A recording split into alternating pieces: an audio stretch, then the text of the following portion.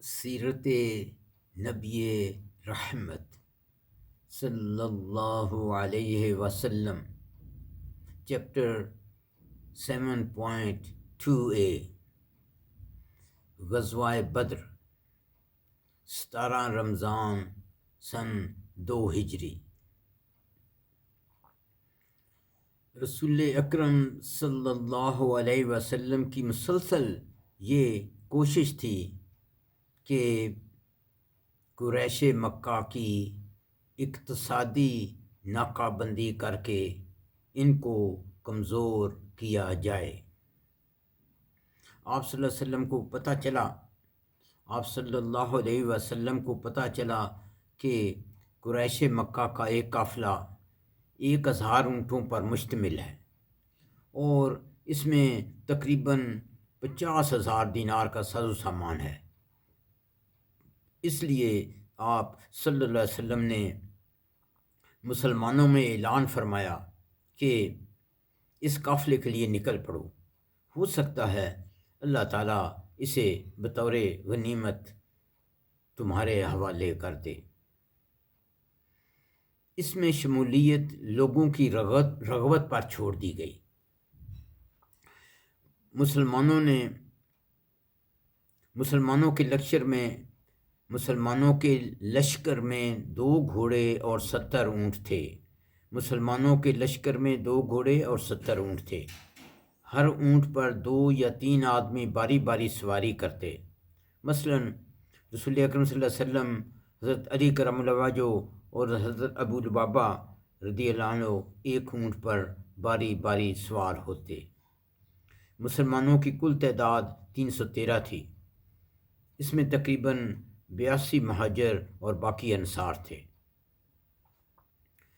قریش کے قافلے کے سردار ابو سفیان کو رسول اکرم صلی اللہ علیہ وسلم کی پیش قدمی کی اطلاع ملی۔ اس نے قافلے کا راستہ بدل لیا اور اس طرح بچ کر نکل گیا اور ایک شخص کو مکہ بھیجا اور اس نے رواج کے مطابق خطرے کی گھنٹی بجا دی۔ تقریباً سب قریش رسول اکرم صلی اللہ علیہ وسلم کے مقابلے کے لیے تیار ہو گئے۔ مکی لشکر کی تعداد 1300 تھی اور ان کے پاس 100 گھوڑے اور 600 زریں تھیں۔ اس کے علاوہ اونٹ کثرت سے تھے، جن میں سے ایک دن 9 یا 10 اونٹ ذبح کیے جاتے تھے۔ رسول اکرم صلی اللہ علیہ وسلم کو یہ خبر ملی کہ ابو سفیان کا قافلہ نکل گیا ہے اور 1000 مکی لشکر مسلمانوں کے مقابلے کے لیے آ رہا ہے۔ رسول اکرم صلی اللہ علیہ وسلم نے اس نئی صورت کے بارے میں صحابہ کرام سے مشورہ کیا۔ حضرت ابو بکر، حضرت عمر فاروق اور حضرت مقداد رضی اللہ عنہم نے عرض کی، اے اللہ کے رسول، اللہ نے آپ کو جو حکم دیا ہے وہ کریں، ہم آپ کے ساتھ ہیں۔ ہم وہ بات نہیں کہیں گے جو بنو اسرائیل نے موسیٰ علیہ السلام سے کہی تھی۔ سورۃ مائدہ آیت نمبر 24، سو تو جا اور تیرا رب، تم دونوں لڑو، ہم تو یہیں بیٹھے ہیں، ہم یہ نہیں کہیں گے۔ واضح ہو کہ دوسری بیعت عقبہ میں انصار کا وعدہ صرف مدافعی جنگ کا تھا۔ بس آپ صلی اللہ علیہ وسلم نے پھر فرمایا، لوگو مجھے مشورہ دو کہ اس جہاد پر اقدام کریں یا نہ کریں۔ اس پر سعد بن معاذ انصاری رضی اللہ عنہ نے عرض کی کہ آپ کا جو ارادہ ہے اس کے لیے پیش قدمی فرمائیے۔ اس ذات کی قسم جس نے آپ کو حق کے ساتھ مبعوث فرمایا، اگر آپ ہمیں ساتھ لے کر اس سمندر میں کودنا چاہیں تو ہم اس میں بھی آپ کے ساتھ کود پڑیں گے، ہمارا ایک آدمی بھی پیچھے نہ رہے گا۔ آپ ہمیں اپنے ساتھ لے کر چلیں، اللہ برکت دے، ہمیں اس میں کوئی گرانی نہیں کہ آپ کل ہی ہمیں دشمن سے بڑھا دیں۔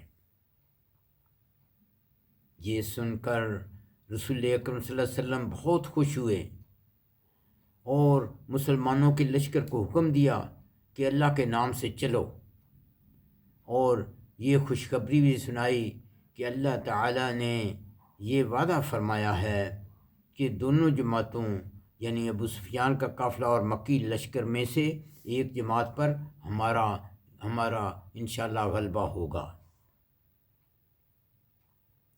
بدر کی جنگ میں کئی معجزات پیش آئے، کئی معجزے جنگ سے پہلے، کئی جنگ کے دوران اور کئی جنگ کے بعد معجزے رونما ہوئے۔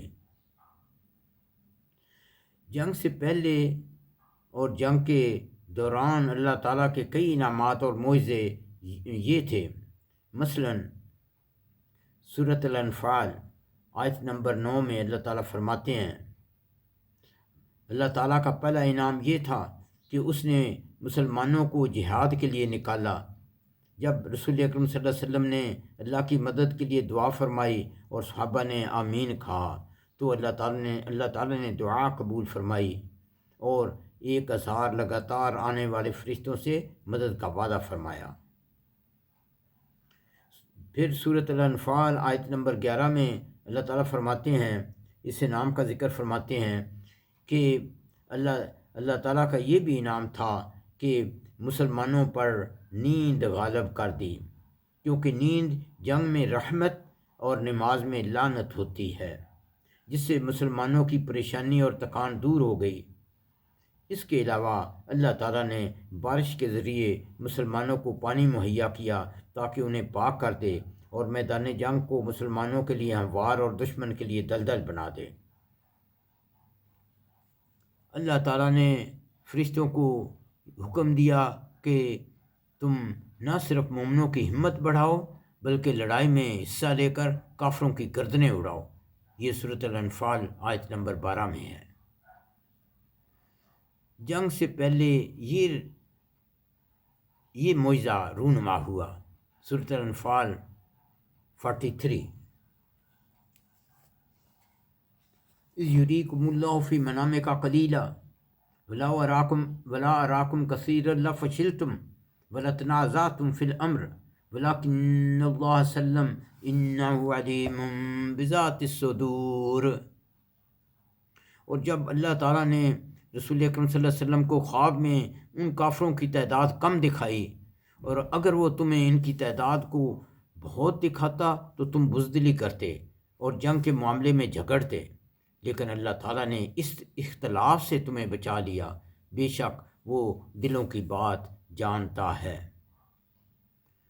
جنگ کے دوران بھی معجزے آئے، جس میں مثلا سورۃ الانفال آیت نمبر 44 میں ہے، جب تم آمنے سامنے ہوئے تو وہ کافر تمہاری آنکھوں میں تھوڑے دکھائے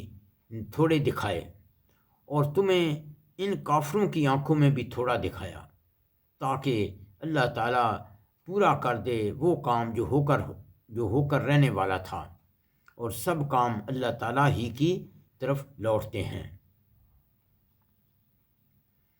جنگ کے دوران کافروں کے لیے برزخ کا عذاب بھی نازل ہوا۔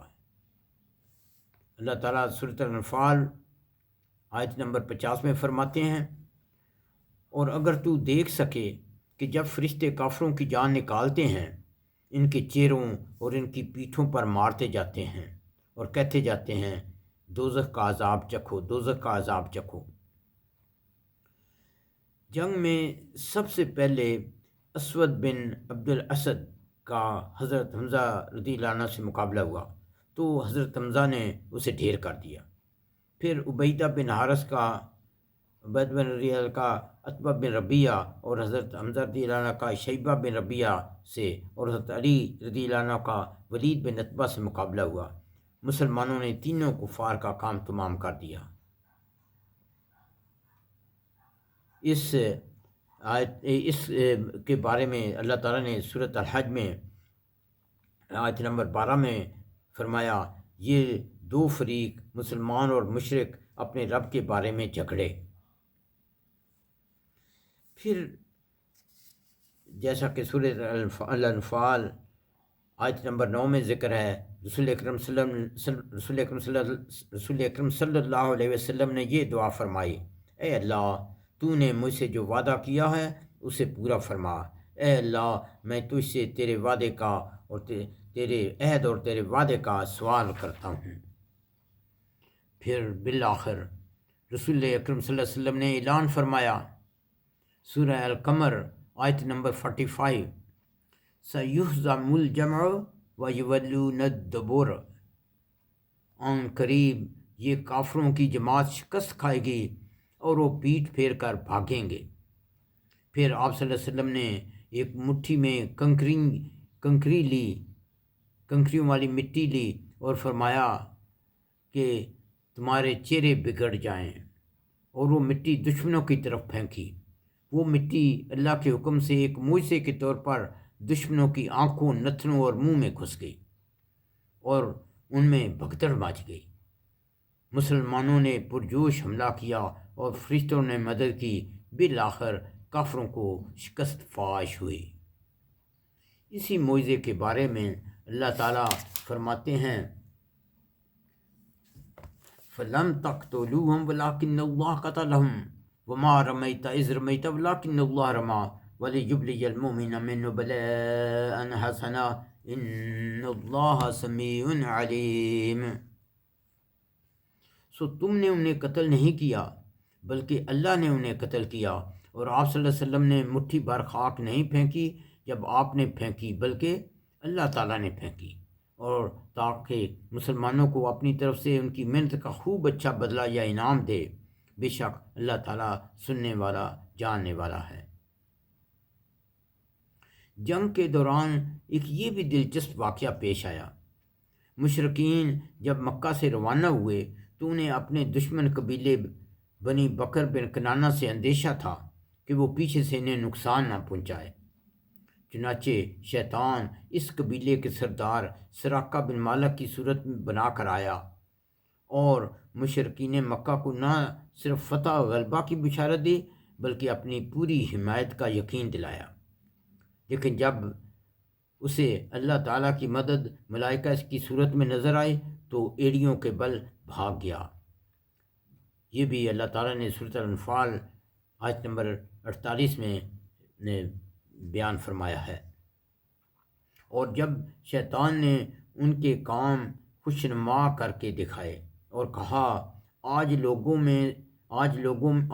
میں سے تم پر کوئی غالب آنے والا نہیں، اور اس میں تمہارا حمایتی ہوں۔ پھر جب دونوں لشکر آمنے سامنے ہوئے تو وہ اپنی ایڑیوں پر الٹا پھر گیا اور بولا، میرا تم سے کوئی تعلق نہیں، میں وہ دیکھ رہا ہوں جو تم نہیں دیکھ رہے۔ میں اللہ تعالیٰ سے ڈرتا ہوں کہ مجھے ہلاک نہ کر دے، اور اللہ تعالیٰ سخت عذاب والا ہے۔ اب جنگ کی چند جھلکیاں پیش خدمت ہیں۔ نمبر 1، رسول اکرم صلی اللہ علیہ وسلم نے مسلمانوں کو فرمایا، اس جنت کی طرف اٹھو جس کا عرض آسمانوں اور زمین کے برابر ہے۔ یہ سن کر حضرت عمیر بن حمام رضی اللہ عنہ نے کہا، بہت خوب، بہت خوب۔ رسول اکرم صلی اللہ علیہ وسلم نے پوچھا، یہ کیوں کہہ رہے ہو؟ انہوں نے کہا کہ مجھے توقع ہے کہ میں جنت والوں میں سے ہوں گا۔ آپ صلی اللہ علیہ وسلم نے فرمایا، تم بھی جنت والوں میں سے ہو۔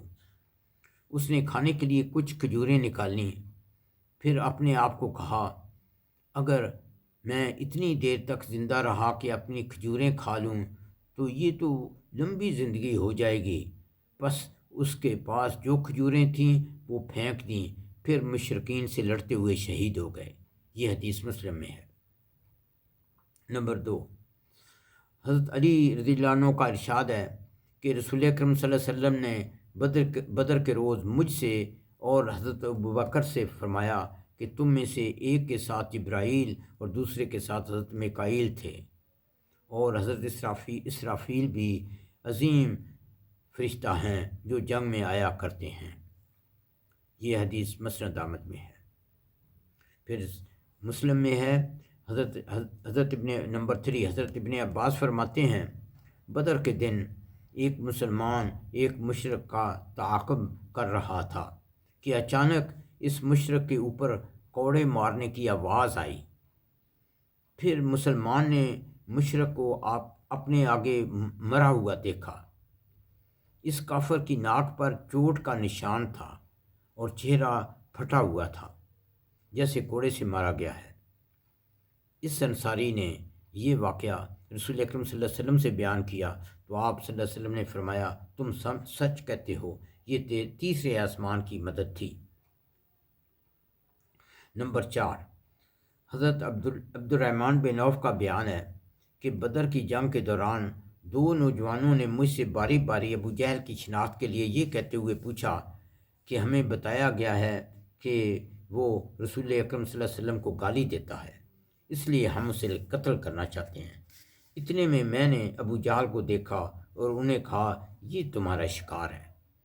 دونوں نوجوان اپنی تلواریں لے کر ابو جہل پر جھپٹ پڑے اور اس کا کام تمام کر دیا۔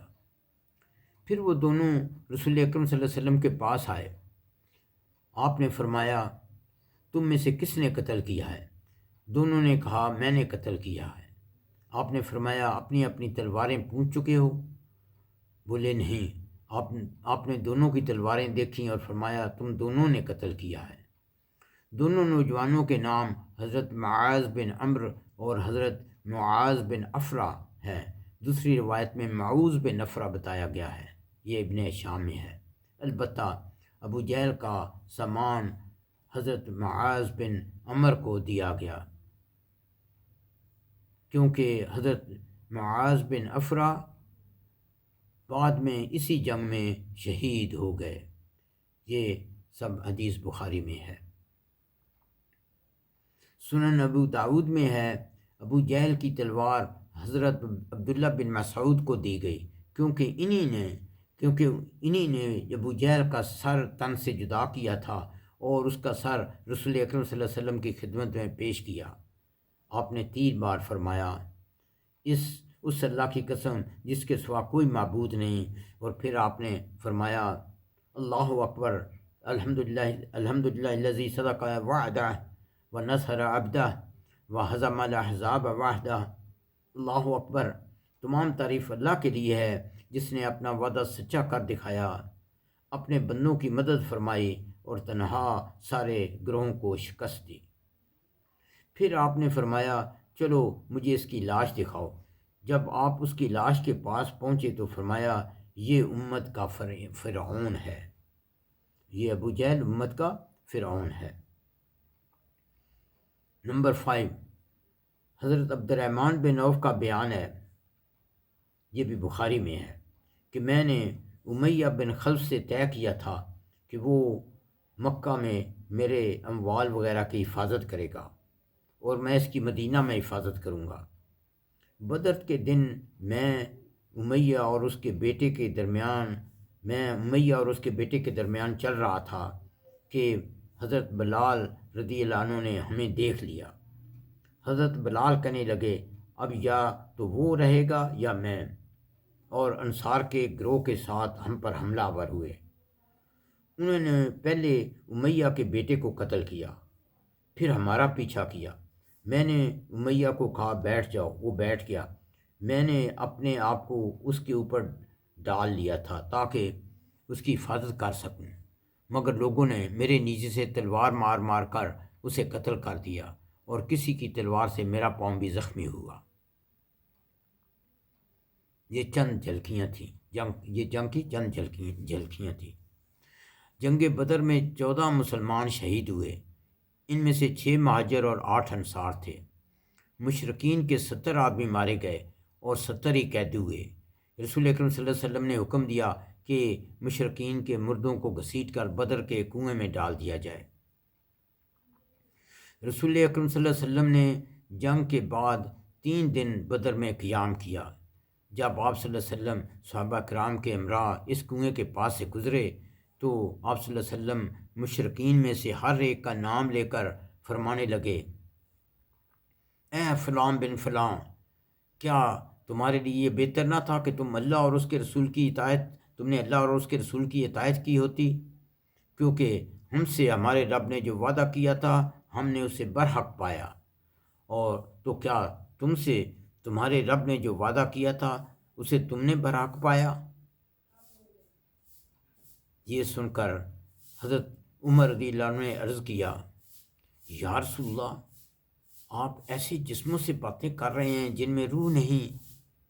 آپ صلی اللہ علیہ وسلم نے فرمایا، اس ذات کی قسم جس کے ہاتھ میں حضرت محمد کی جان ہے، حضرت محمد صلی اللہ علیہ وسلم کی جان ہے، میں جو کچھ کہہ رہا ہوں اسے تم لوگ ان سے زیادہ نہیں سن رہے ہو، اور ایک اور روایت میں ہے کہ تم لوگ ان سے زیادہ سننے والے نہیں، لیکن یہ لوگ جواب نہیں دے سکتے۔ یہ حدیث بخاری اور مسلم میں ہے۔ بدر کے دن کو اللہ تعالیٰ نے یوم فرقان یعنی فیصلے کا دن قرار دیا، کیونکہ اس دن پہلی بار ظاہری طور پر مسلمانوں کو ایک واضح فتح نصیب ہوئی اور کفار کو عبرتناک شکست۔ پس کفر و اسلام کا ظاہری فیصلہ اس دن ہو گیا۔ یہ مارکہ 17 رمضان 2 ہجری کو پیش آیا۔ ربنا تقبل منا انک انت السمیع العلیم وتب علینا انک انت التواب الرحیم۔